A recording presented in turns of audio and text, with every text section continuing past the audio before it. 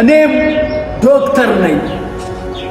ያን ሁሉ ዓመታት አንገቱን ቆልምሞ ሌት ቀኑን ሰውቶ እድሜውን ገብሮ መጽሐፍ ስራ አንግቶ ስንቱን ካልጋ ላይ አክሞ አስነስቶ ክቡር ያለው ዶክተር እንዴት እናያለን የሚበላው አጥቶ? ይሰማል ወይ መንግስት? ይሰማል ወይ ህዝቤ? ከደም ጋር አድሮ ከታመመ ውሎ የምታመጥ እናት ከምጧ ገላግሎ ስንቱን ከስቃይ ላይ ከአምላክ ጋር ፈውሶ ስንቱን ያዳነው ሰው ትንሽ አረፍ ሊል ቤቱ ተመልሶ ለእንጀራ ጎሎት ለቤት ኪራይ ጎሎት እንዴት ይታመማል? እውነት ለመናገር አልገባንም እንጂ እንደ ሀገር ያማል።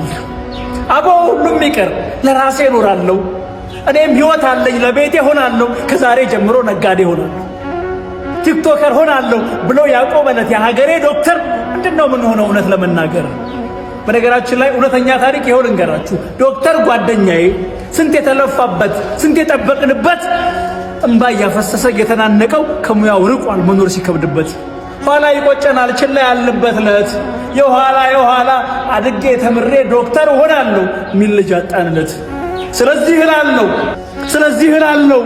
ስለዚህ እላለሁ እናቴን አክሞ አባቴን አክሞ ወንድሜን አክሞ እህቴን አክሞ ሰው አድርጎ ያቆመኝ ሚስቴንም አዋልዶ ልጄን የሸለመኝ ቆስሏል አድፏል ሳይል መድኃኒት የሆነኝ የዶክተር ጥያቄ እስኪመለስ ድረስ ሙያዬ ባይሆንም ጥያቄው የሚገባኝ በቃ እኔም ዶክተር ነኝ።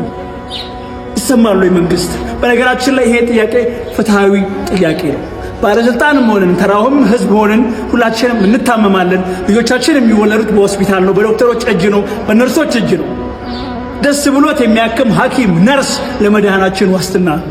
በዛ ላይ እስከ መቼ ድረስ ነው ባለሙያዎቻችንን ወደ ውጭ ሀገር እየሰደድን የምንቀጥለው? በቃል ማለት አለብን እኮ ዶክተሮች የኛው ናቸው የእናንተው ናቸው። ስለዚህ ይሄ ቀን ጥያቄ ነው። ጥያቄያቸው ይመለስ፣ የሁላችንም ጥያቄ ነው። ጥያቄው እስኪመለስ ሙያዬ ባይሆንም በቃ እኔም ዶክተር ነኝ።